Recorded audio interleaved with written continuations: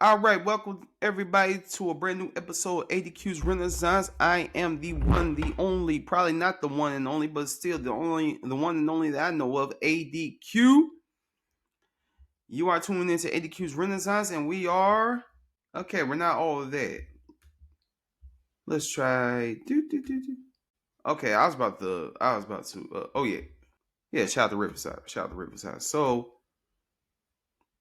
I am ADQ. Show me love. Come on. Yeah. All right, so today on ADQ's Renaissance, on this beautiful Monday morning, it's Monday.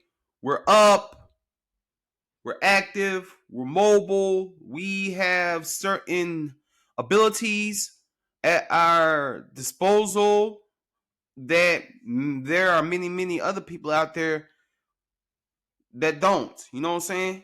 If you can see, praise God. If you can hear, praise God. If you can walk, praise God. If you can talk, praise God. All of that.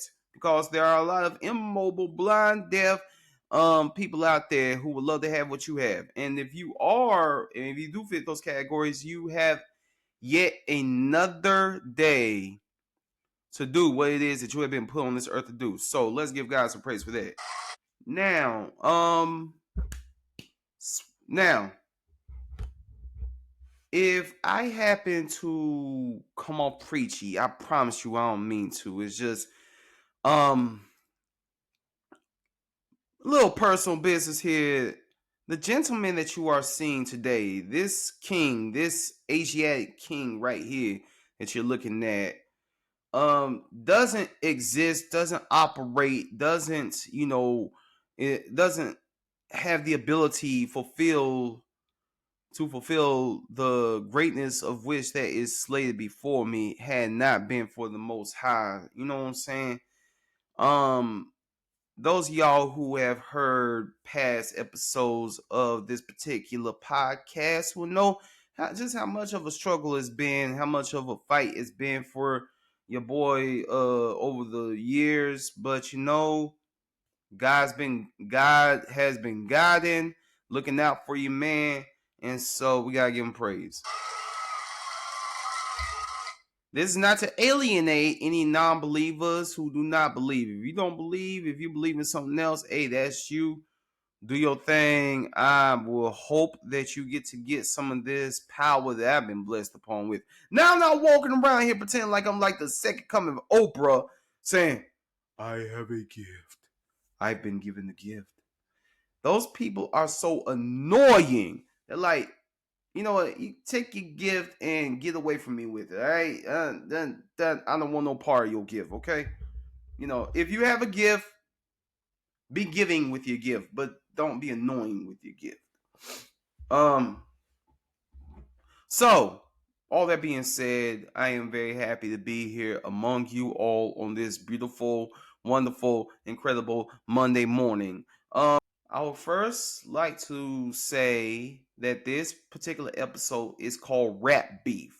I'm going to be talking about rap beef. Yeah, last week I talked about how much I don't like tea, gossip and all that. I don't like that tea. And this is not tea.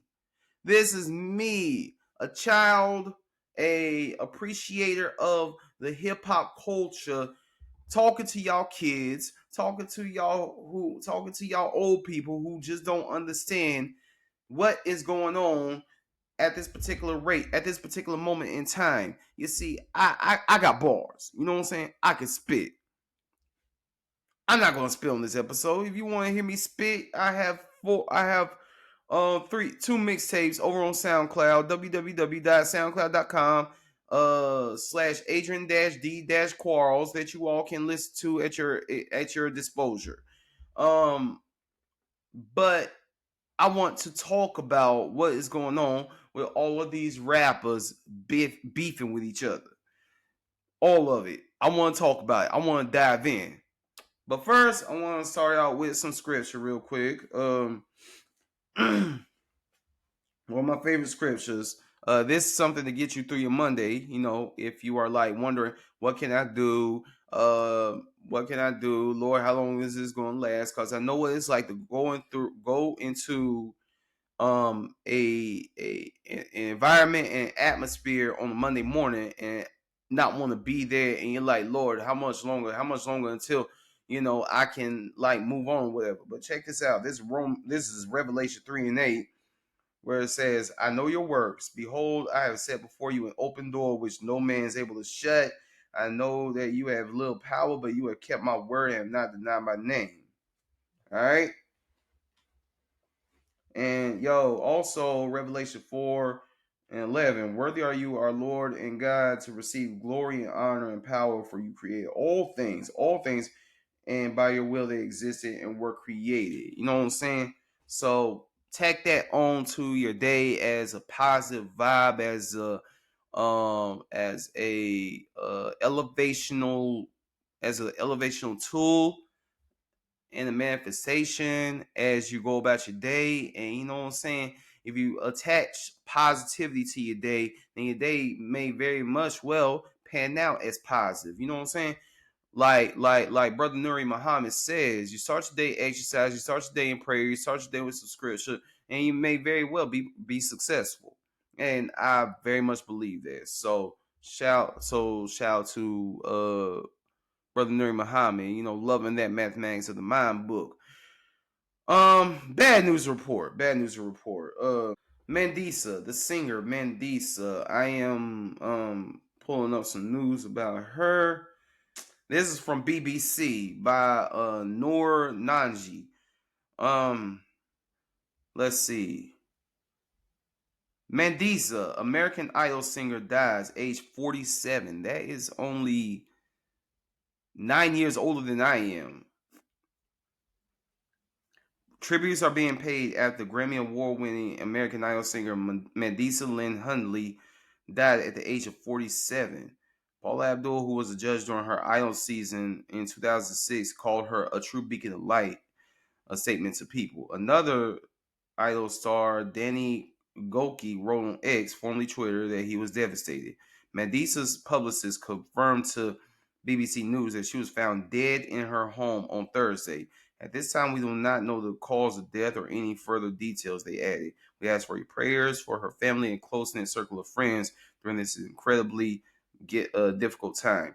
The singer, known by the mononym Mandisa, took home the Grammy for Best Contemporary Christian Music category for her record Overcomer in 2014. And let's see.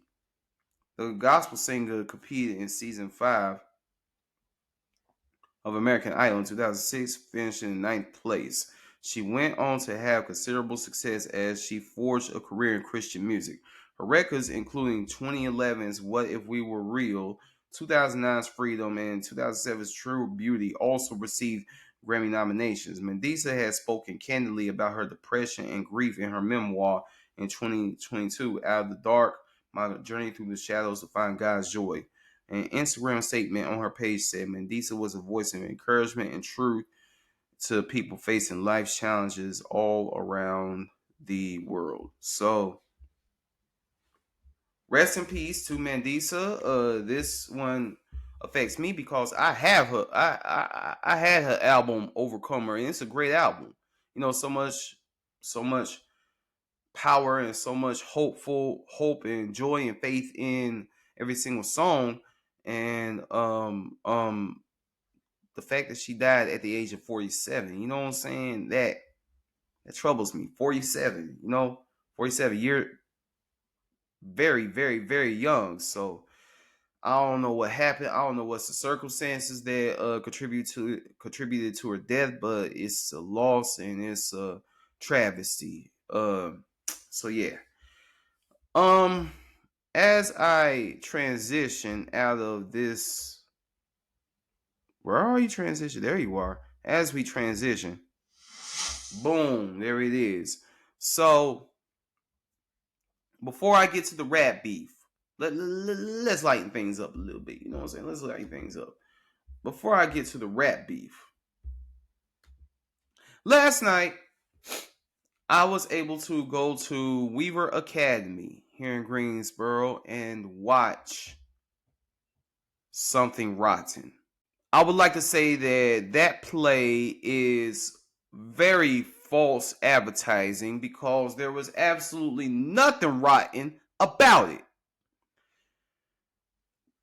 If you watch the play, if you really get into the play, the musical, it's a musical, you would be able to at one point at the near the end of the show actually understand why it's called something rotten. Then again, I'm thinking about the phrase something rotten in the state of Denmark. I loved the show very much. The show was incredible from top to bottom. In this ADHD generation, where it's hard to focus on one thing for an extended period of time, I'm talking 10 minutes, 20 minutes, 30 minutes, 40 minutes, whatever. I was glued to every single solitary second of the play. It was one of the greatest musicals that I've ever seen in my entire life. And I have seen Chicago on Broadway. So for the Weaver Academy Theater Department, round of applause. Yes, something rotten. Deserve every single solitary second of that applause.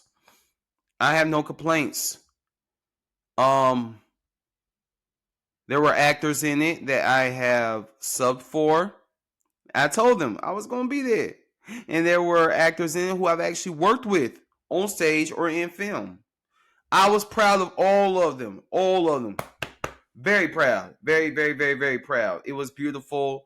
You know what I'm saying? I also loved how there's one number that I'm going to learn from the soundtrack where the Nick Bottom character, was singing about hating Shakespeare. Hating Shakespeare, you know what I'm saying? You know what I'm saying? I got, you know. When someone tells me they hate Shakespeare, I'm like, wow, same thing, same here. Also, a song about musicals. They were in a musical singing about musicals and singing about how ridiculous it is, singing every single line in the musical, and they were doing that in the musical. I'm very proud. I was very proud. And you see, after the show, I was so happy. I was so proud. I so much enjoyed myself that I did something that I don't do. You see, I'm a Virgo. I don't like big crowds. I don't at all. But I walked right into that big daggone crowd because everybody wanted to show love to the kids. And I had to like shake as many hands as I possibly could. Tell the ones who are crying, tell them all, you're all gonna go off and do musicals because it's a high school production. You're all gonna go off and do more musicals as life goes on. I'm proof of that. My first ever musical was Damn Yankees 2002, Shelby High School Theater Department. And I'm about to be in another musical 22 years later. So, and we're going to get into that later, much later. I loved Something Rotten. I loved it. I loved it, loved it, loved it, loved it. To see the joy in some of those kids' eyes when they saw me, man, you know what I'm saying? I don't have kids, but when you connect with kids and you see them do that great thing, man, you know what I'm saying?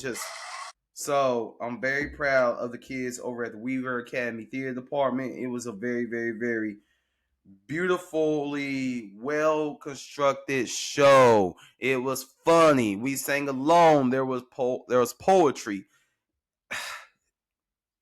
What more could you want out of a daggone theatrical production such as that, man?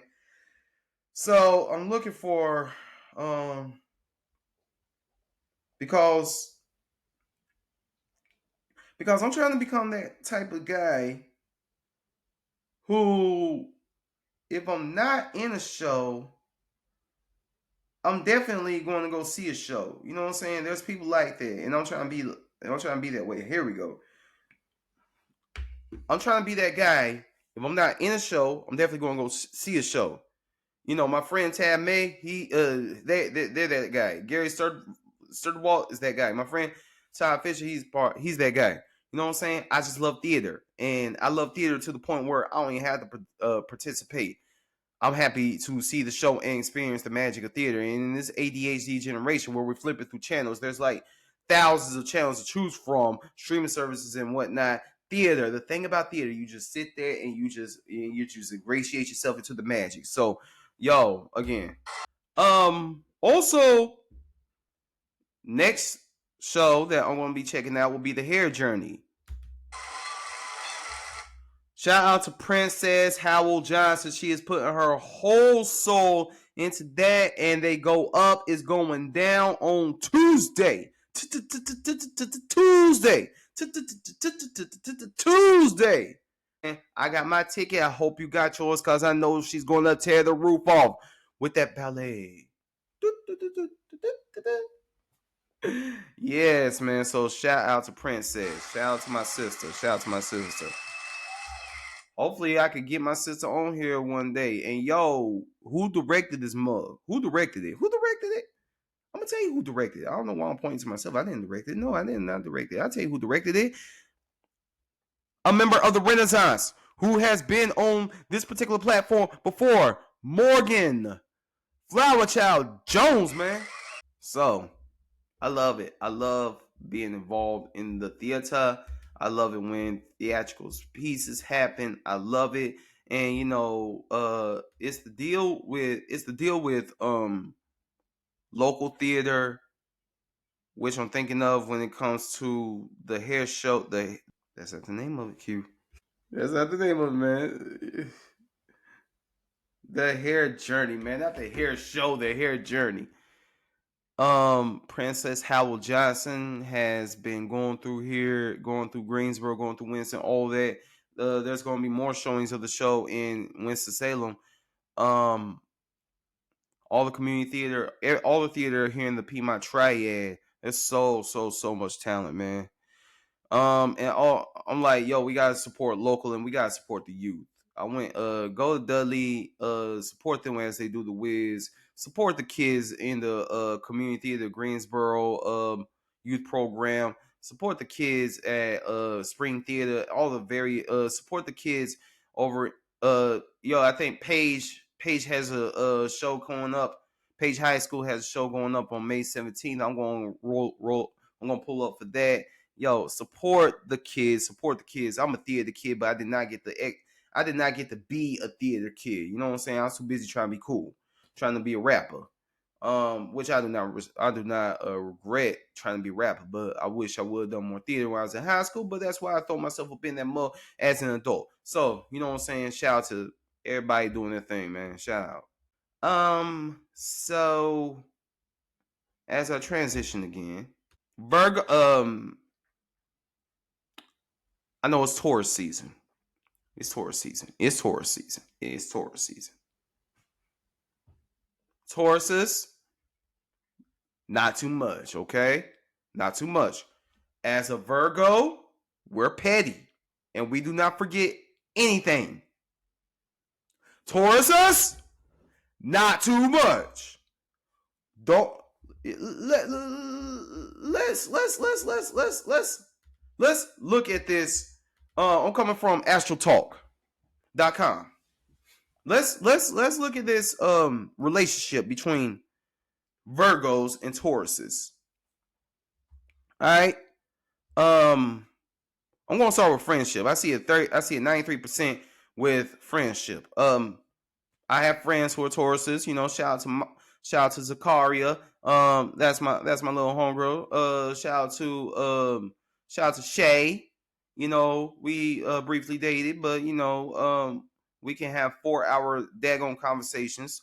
Check this out.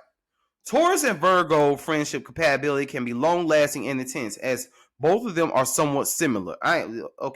Even though the bullhead Taurus does not admit this fact at times, and the hard nut Virgo criticizes too much, they put high stakes on stability and help to identify valuable qualities in each other, as both the natives believe in being organized, practical, and rational in nature. They usually make the other one focus on their ideal aims in lost times.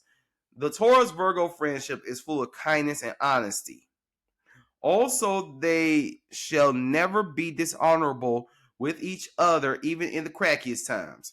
Thus, consider them as one of the most compatible friendship duos. All right?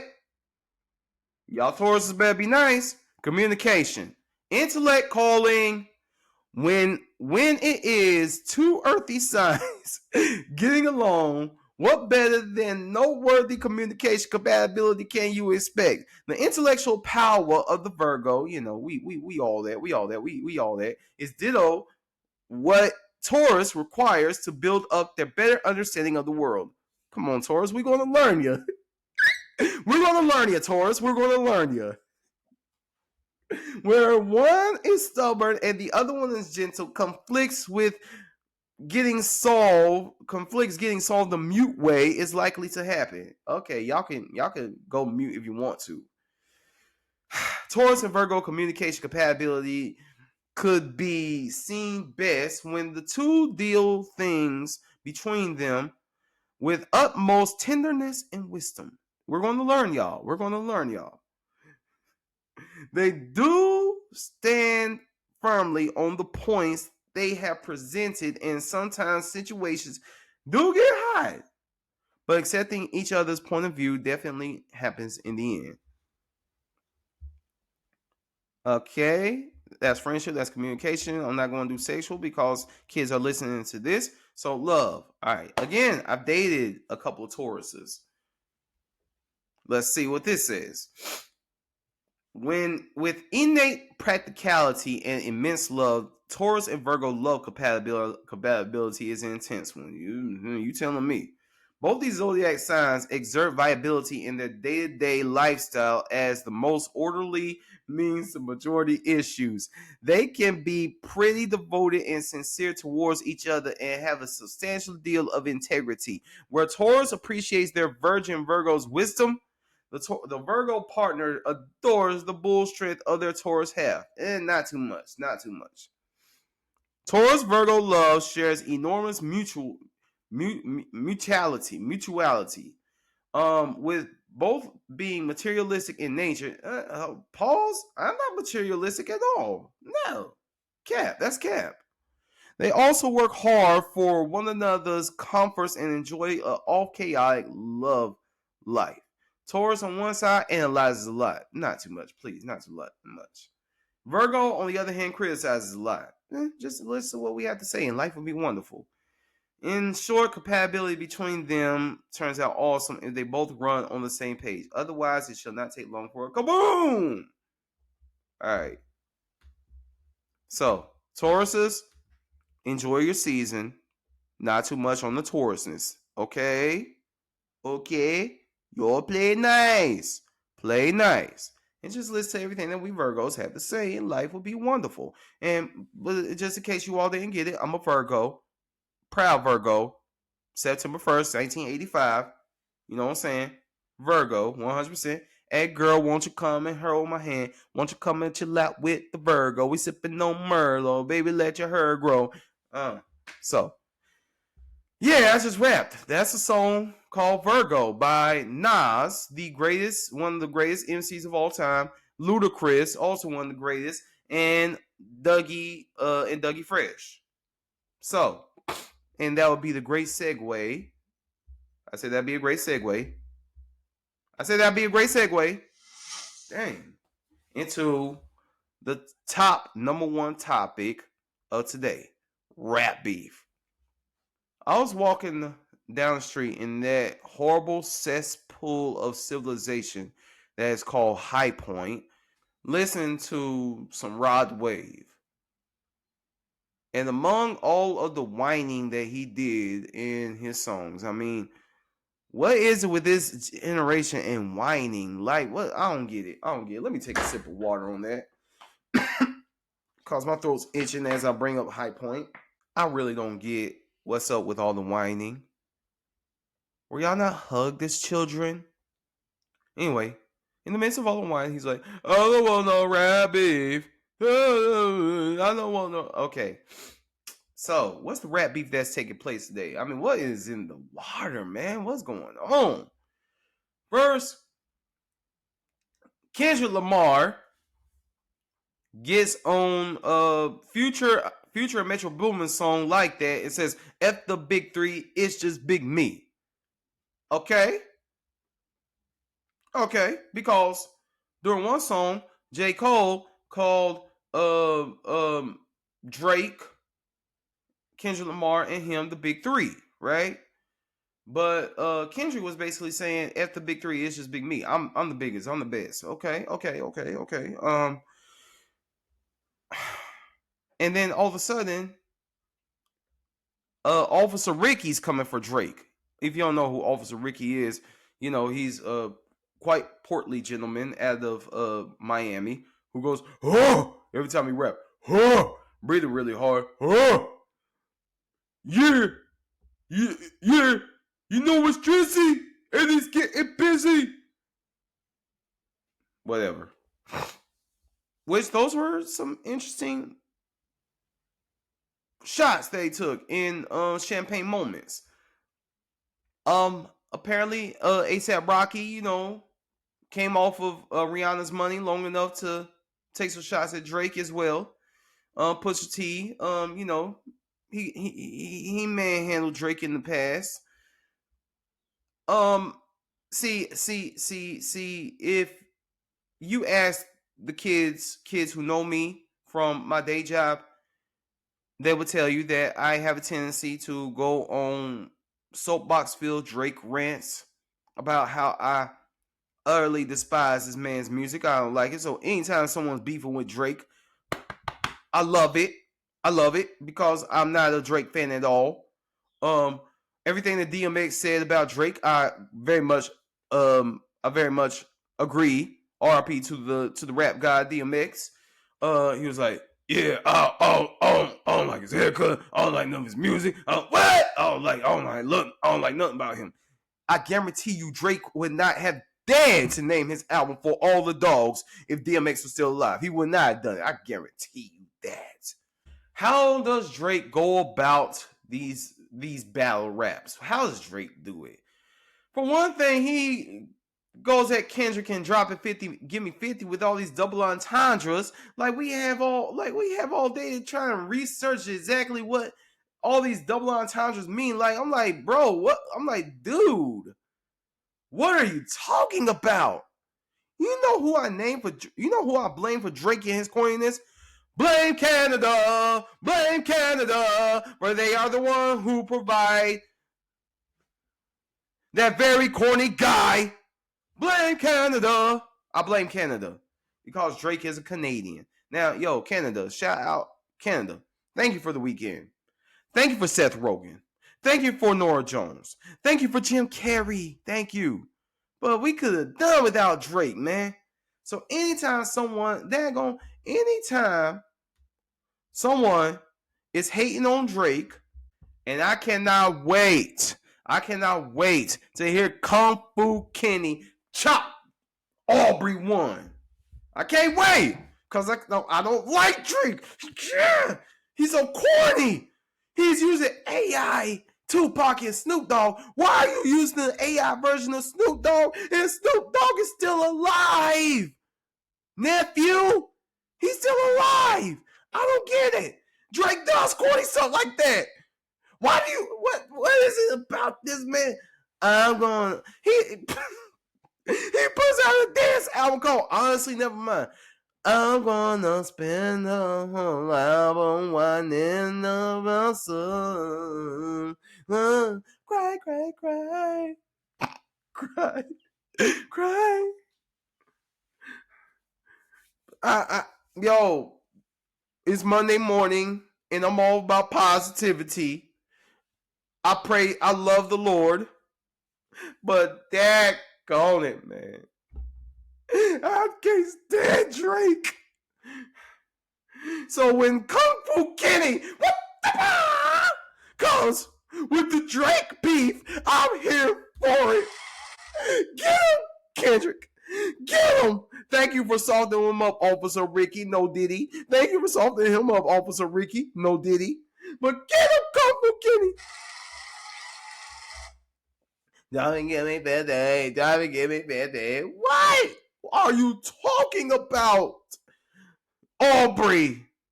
How hard did you get? How hard did you get knocked in the head in the grassy? Yeah, I had to take a moment. So then, in the beef that in all this that's going on, J. Cole, J. Cole, the aforementioned J. Cole, comes and drops the incredible mixtape that is Might Delete Later. You and I call it to my North Carolina brother J. Cole. Don't delete ever. It's one of your best. It's one of your best. We did not expect it. You just came out. You just came out the woodworks with that one. Now, last song on the album. Hold on. Actually, Might Delete Later. Might Delete Later. Even in the song Fever, he outdid Drake on his own. It was a Drake song in which J. Cole was doing Drake better than Drake. Sorry I'm getting loud, but I'm passionate about it. Now, the last song on the record was a diss song to Kendrick. It was a diss song to Kendrick. But I can hear it, man. Me being the analytical, critical Virgo that I am, I can hear as clear as day on the song that J. Cole did not believe a single word that he said in that song about Kendrick. He knows that he loves Kendrick like the rest of us.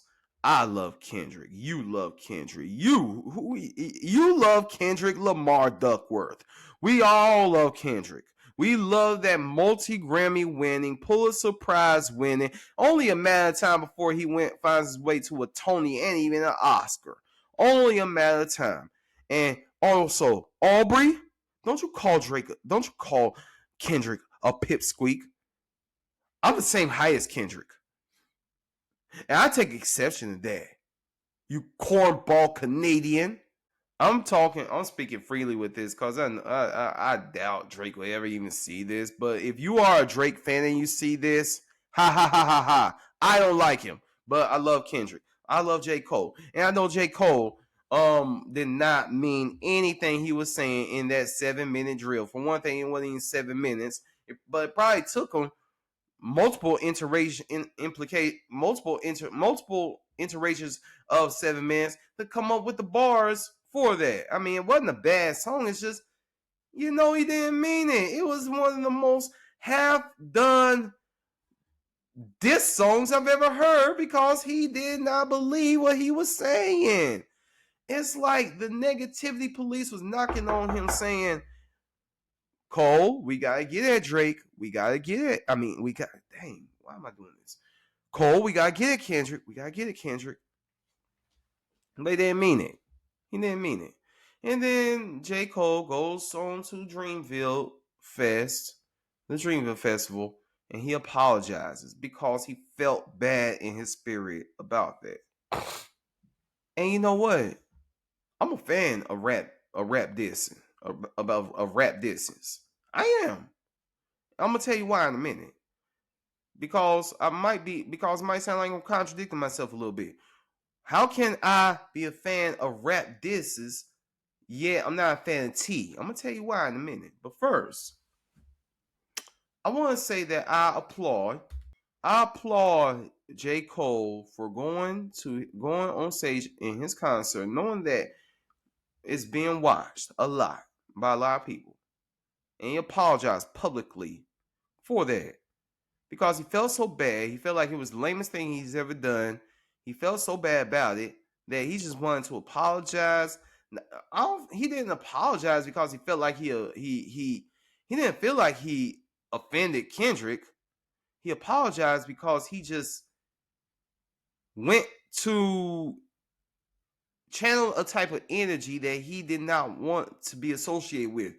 Channel a type of energy that, he felt that God delivered him from years ago, and he just felt bad about that. Maybe rap beef ain't for him. You don't want to be like Benzino, who, 2 times in like 20 years tries and channel beef with Eminem for whatever reason. I mean, Eminem can eat that man alive, digest him, poop him out, eat him. Well, I'm starting to sound nasty, but you get what I'm saying.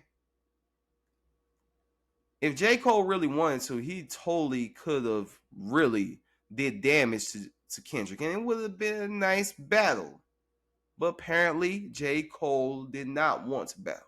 Now, here's why I'm here for the rap dissing. Here's why I'm here for it. Because rap dissing, diss records, when done correctly, can very much be a chess match, a tennis match, a boxing match. You know what I'm saying? That's, rap battles have been a part of hip hop culture since the very beginning. You know what I'm saying? Now, sometimes it gets personal. Like the first rap battle that I could think of is I think it was uh Brooklyn versus the Bronx. Rappers from both of them were battling against each other. But I'm looking for something. But the most respectable rap battle that I could think of that has taken place during my time has been Jay-Z versus Nas.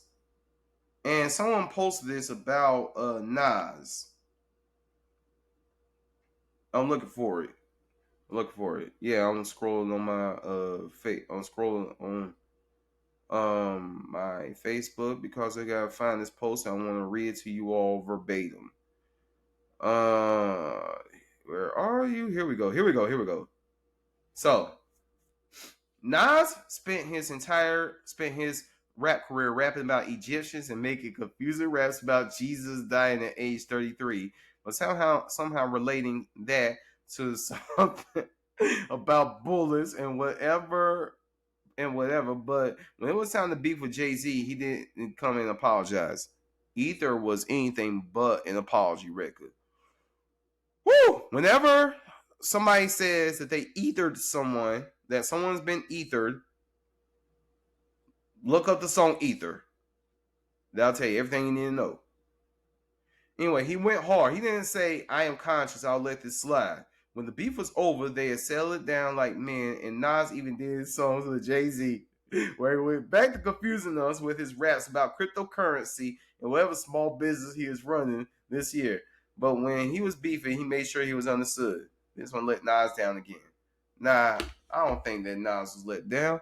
Just, J. Cole comes from the learning tree of Nas, but for whatever reason, Nas had in him to go at Jay-Z. I don't remember how their beef started, but for one thing, let's applaud the fact that they kept it on wax. Because sometimes this happened before. A beef could get too personal and people can die. I believe that when T.I. and either Lil Flip or Shawty Low, R.I.P. Shawty Low, were beefing, a member of T.I.'s entourage was killed. See, a lot of times when these rap beefs take place, gang members get involved and people die. Tupac and Biggie. You know what I'm saying? I'm going to be 40 next year. Tupac and Biggie would love to have lived to see 40. You know, Tupac kept on predicting his death. Like, I'm gonna die. I got only a few more days where I'm gonna be alive. But Tupac and Biggie would have loved to have lived to see 40. You know what I'm saying? Both of them were in their mid-20s when they died. That's a baby, man. Dr. Michael Eric Dyson said it best. He said Kendrick represents what Tupac was and J. Cole represents what Tupac could have been. I very much devoutly agree with that. But unfortunately, circumstances surrounding their death point to it was possibly the media created. The media created East Coast West Coast battle that contributed to the demise of Tupac and Biggie. That is possibly where rap beefs can go. But we don't want rap beefs. We don't want rap battles. We don't want diss records to go there. I say play it like a chess match, play it like a tennis match. That's what Jay-Z and Nas did. Did they take some shots at each other? Very much so. But at the end, they shook hands. Jay-Z signed Nas and Def Jam. They dropped a couple great records together. You know what I'm saying? Everything's lovely. Everything's lovely. Are they still competitive? Of course they are. Nas even said in his song "Thun" off of KD3. Shout out to J Hova. Sometimes it take no. This is the takeover. Sometimes it takes Hova saying this ain't saying in saying N word, this ain't over. Laughing. Takes Hova saying sometimes it ain't over. I remember one concert, I believe it was at Carnegie Hall. Jay-Z dropped some fire conscious bars talking about Nipsey Hussle after Nipsey died. RIP, the young Nipsey Hussle, also taken away from us far too soon.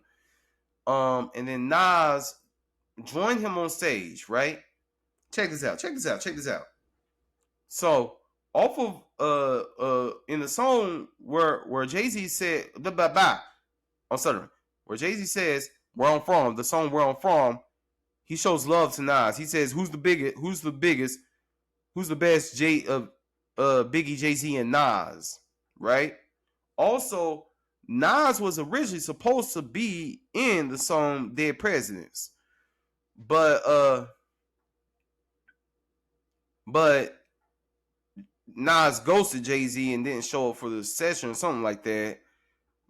Not a good move, but anyway.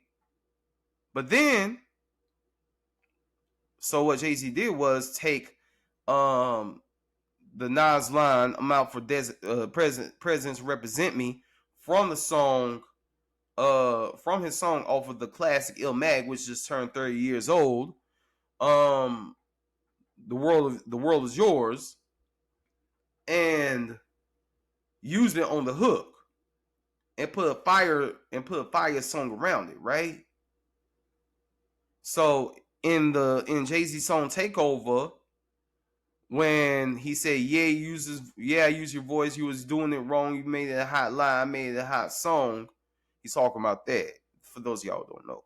This is what rap battles are. It's a chess match, okay? It's a chess match.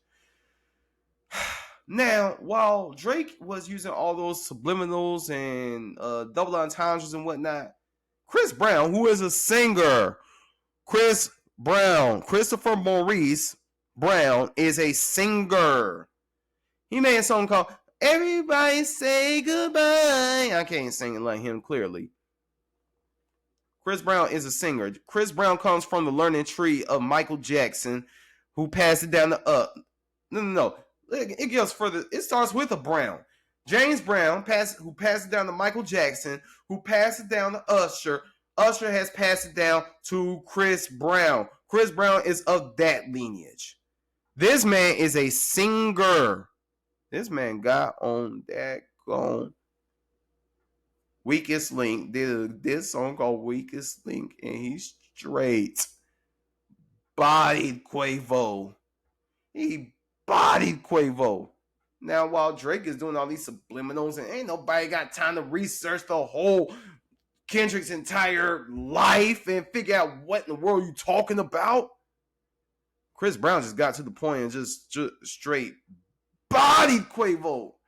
Quavo, if you ever hear this, take the L, my G. Take the L, my guy. Just take the L. Take the L. That singer bodied you. This dude came off the daggone fa la la's and dancing, started spitting and straight bodied you, man. He cooked you. You are cooked. You are a roast duck, man. Just daggone take the L and keep it moving. Yeah, I don't think. Woo-wee. Man. Just take the L and keep it moving, man. Take the L and keep it moving. That's an L for us dark skinned delegation. But nah. But but the danger about that is Chris Brown was spitting some really, really personal bars. Let's not take it to the Big and Tupac level. Let's keep it on the Nas and Jay-Z level where they kept it on wax. All right. But those of y'all who are listening to this, if the youngins, that's what rap battles are. It's a chess match, it's a boxing match, it's a tennis match. Two people going back and forth seeing who's the best. Someone wins, someone loses. We shake hands, we go home. Nas and Jay-Z shook hands and made a lot of money afterwards together. If you don't believe me, check out Black Republicans from Nas's Hip Hop Is Dead album. Check out Jay-Z's Success from the American Gangster album. Check out check out Bath Salts from DMX's X's album. Check out Sorry Not Sorry from DJ Khaled's album. I forgot the name of it because I don't really follow DJ Khaled like that. But wow, it can be a chess match. Why? Or it can get deadly, which I hope it don't. Not everybody's made for it, just like J. Cole. All right, so there's that. So we're gonna transition out of that. Sound like a movie, don't it? And as I start to wrap this up, um, one thing that plays a role in. Okay, I don't know what just happened. I just know that my mic fell. Anyway, one thing that plays a role in how we think and how we operate is what we eat. And one book I'm working on is How to Eat to Live. How to Eat to Live by the Honorable Elijah Muhammad. And let's see. Check this out. Chapter 29, Swine Eats Anything. The safest way of all to eat is to stop eating so often. 3 meals a day and meals between these 3 meals. In the past, our appetites were as the appetites of swine. The swine has no certain time to eat. It will eat until it is sick and has to lay down. But as soon as it finds a vacancy in its stomach, it eats more food. It doesn't matter what kind of food it may be. The swine eats anything. The swine's life is very short, and because it comes here eating itself to death, and death soon takes it away. We eat too much too often, and we eat the wrong foods, poison foods. Most of our drinks are poison. Allah has blessed America with the best of foods and with good water that is plentiful. America has been blessed with everything that she could desire. But after all these blessings, she is ungrateful and turns good things into bad and wages a war against the God of good and his people. After telling the slaves they were free, America kept them here in order to prey upon them. Now today, many of the slaves wish to be free of America, but her reply by her actions to our wanting to be free is no. America continues to give the so-called Negroes the same bad food and drink that her fathers did in the days of servitude slavery. So we all can agree that pig, that pork, that swine is the filthiest, most disgusting animal walking planet Earth, and digestion upon it can very much contort the way our brains work. So, hey, I'm not a dietitian. I'm not over here trying to tell y'all what to eat, but as for me and my house, we ain't touching that daggone pig. We ain't touching that pig at all. I ain't found out some things that contain gelatin, which is pig bones, like jelly, like Jello, like Skittles, like Starburst. I don't even eat that. And you know, your boy lost 118 pounds. So you know, eat whatever you do. I'm very proud to be able to say that I've never in my entire life I've never have eaten chitlins. I've never eaten chitlins my entire life. Very proud to say that. I have eaten pork chop, have eaten bologna, have eaten liver mush, but I've never eaten chitlins. And man, oh man, did my relatives try to get me to do so. So you know what? I'm gonna give myself let's see, a round of applause. A round of applause that I've never eaten chitlins. Shout out to me.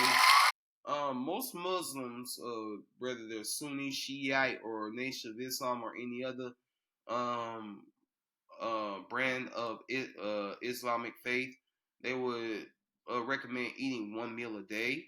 I try to do that sometimes. Fasting is very important. I'm fasting right now. Even though I kind of derive from intermittent fasting because I've had coffee, but I'm fasting right now. And I'm trying to like do what it says in the book of Matthew. When you fast, make sure your face is clean. Make sure you don't come off like you are fasting. So, and I don't look like I'm fasting. So it's all good. So I'm about to wrap it up here. If you would like to support me and what I'm doing, I'm collecting donations for my GoFundMe page. Is called Help Please Help ADQ Drive. I'm a 38-year-old man who can't drive. Yeah, I admit it. Please, any donation helps. If you don't want to donate, please pray. Either one of those help. And also, I have been given permission by the director to share this with the world. Yesterday, I had the blessing of being able to experience musical theater, something Ryan, while also in the same day being cast in musical theater. I have not performed for the Little Theater of Winston-Salem in 11 years. My last show with them was Best Christmas Pageant Ever in 2013. I'm back. I will be playing a drifter in Beautiful, the Carole King musical. Now, I'm putting the challenge on myself because last time I've had play after play after play, I kind of laxed on my podcasting. But I'm keeping this going because I'm back in here because I want to call myself a YouTuber and a podcaster. So I'm going to do that. Also on let me see. Let me be 100% clear. I promise in next week's episode, I'm going to have the facts and the information in front of me. May 24th. May 24th, I'll be spitting some poetry. So we got RC summer coming up. Summer coming up. Also got something else coming. Also, I'm in another play, but we're gonna keep that on the hush hush until further notice. All right. So round of applause to everybody who is what's the word I'm looking for? Investing in my artistic talent. Other than that, this is ADQ's Renaissance. It's Monday morning. Go be happy, find joy in everything. All things be joyful. In all things be joyful. Life may look like it sucks. It may look like it's hard. It may look like you're stuck in everything. But number one, we all serve a God who is able to move exceedingly abundantly and able to make changes in your life that you could never see coming. I know that for a fact. Not only that, but eventually, hurt people do not have to hurt people. Eventually, you have to take control and ownership of your mental state. You know what I'm saying? You cannot let your environment, you cannot let your past dictate that. You control it. You know what I'm saying? You make the decision. You are made in the image of the Most High, and the Most High has given you the power to make decisions for yourself, and you decide whether or not you are going to be a negative, positive, miserable individual, or you can go out here and be joyful. I'm ADQ. It's ADQ's Renaissance. Thank you for tuning in. I'll holler at y'all next week. Peace.